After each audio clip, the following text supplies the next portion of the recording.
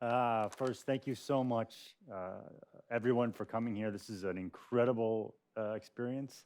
Thank you, Professor Dalbanco, for asking me to be here. I address him as professor. I'm still a student, so I can't think of any other way to possibly think it's okay to address him. We could help you if you No, want. I can't do it. I can't.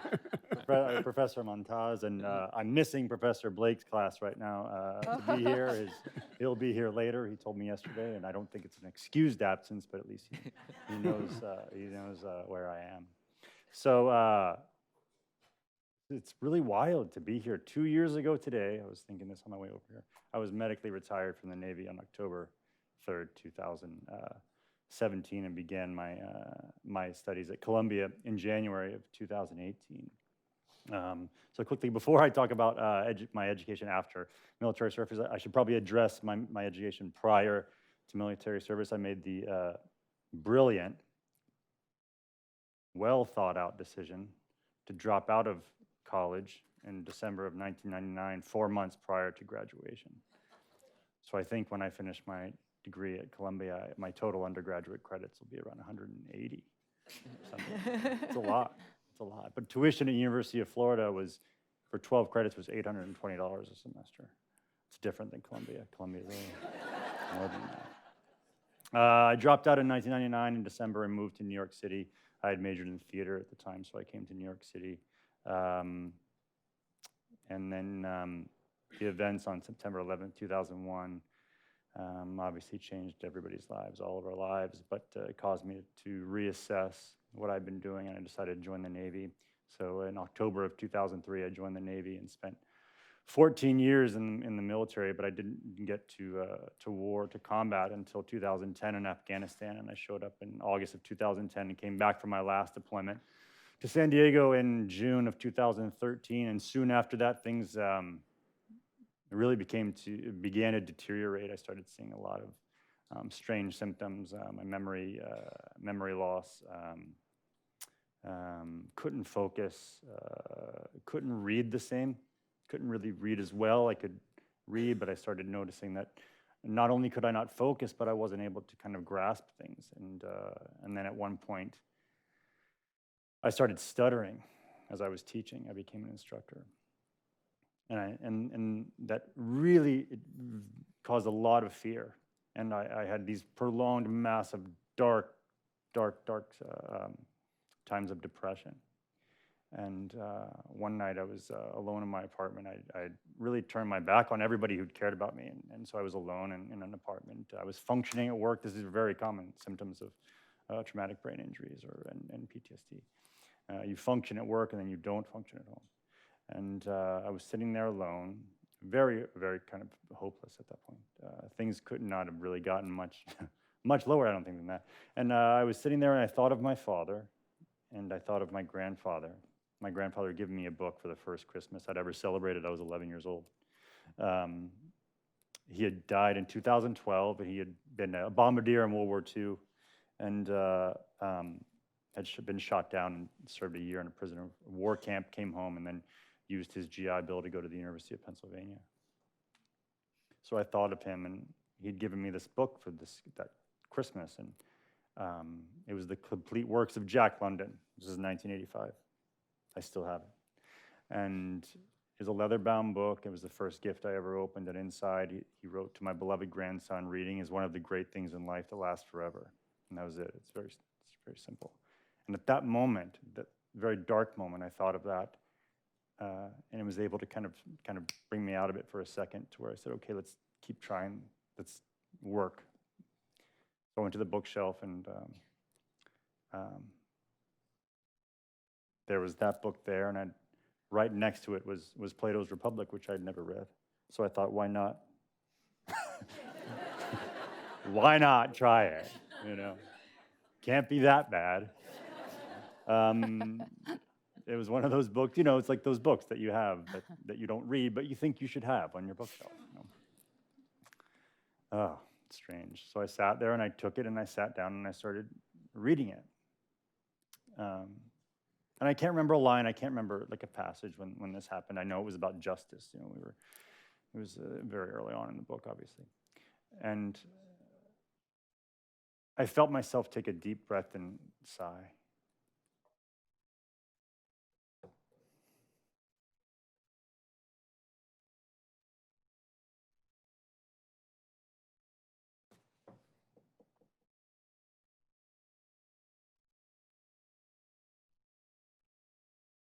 Sorry.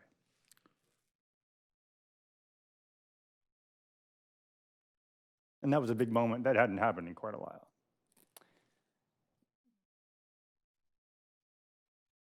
So I made it through. I kept going, and each night I would go back to it, and it did something. I didn't get it. Obviously, you can't get Plato everything right away. I didn't understand everything. But it did something, and it was soothing. There was something bigger. You know, this idea of justice, it wasn't unlike things you would ask yourself at night, staring up at the stars, laying on the mud roof in Afghanistan, freezing. What's justice? What's a just war? You know, what is it to be an American? You know, these tiny questions. Also, I'm freezing and I just want coffee, things like that. But those were the kind of the big questions you would ask anyway. And so I made it through that book, and it gave me something. It gave like a starting point. Just okay, this is a thread. Let's sew this. Put your soul back together. Something like that. That's what it felt like. And then slowly made my way through other works by Plato as well, and kept going. Was really very obsessed with it. I don't know if it's a healthy obsession, but it's something. It's better than other obsessions. And then came the time when I applied and decided to start looking at these kind of curriculum schools that would offer this, and I applied to Columbia, and was just lucky, really lucky to get in. And choosing a major, I was scrolling through American Studies is very high, right? In alphabetical order, it's pretty one of the first ones, if not the first. And I clicked on it and was reading through, and I was reading Rousseau's Discourse on Political Economy at the time, just for fun, because it's so fun.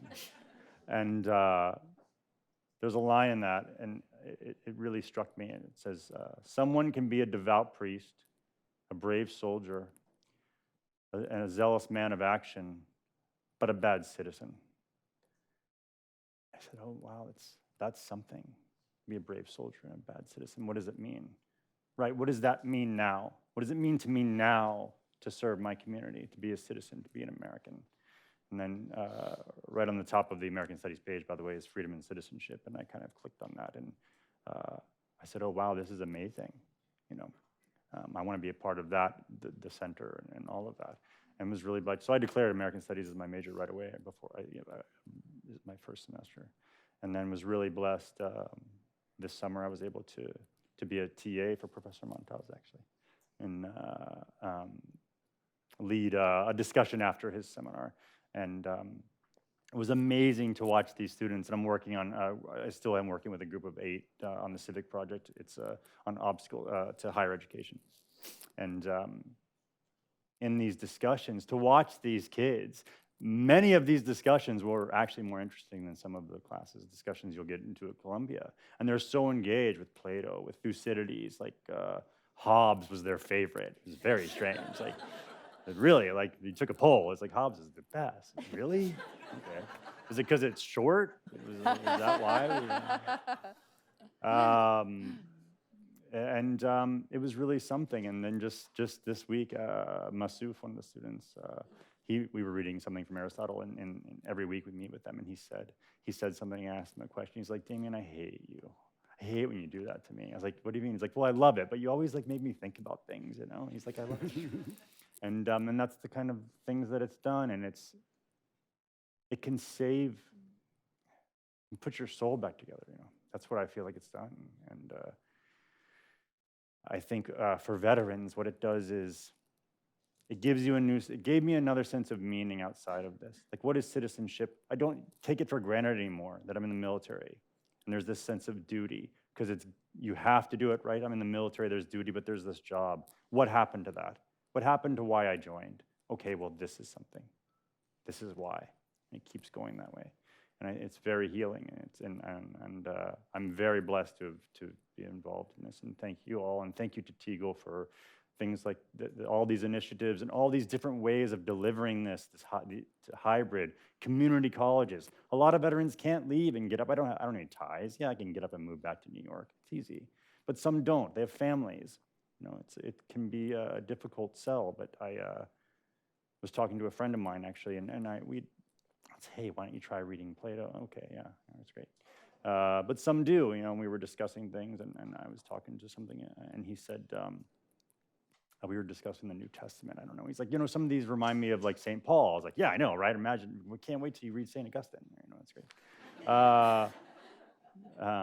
And he took a moment and he said, you know, Dame, sometimes it's still really hard. You know, he's battling his own demons. And I said, I know, but it's not impossible. It's never hopeless. And that's what I kind of learned from working through these texts. So thank you very much, and thank you, Teagle, for everything.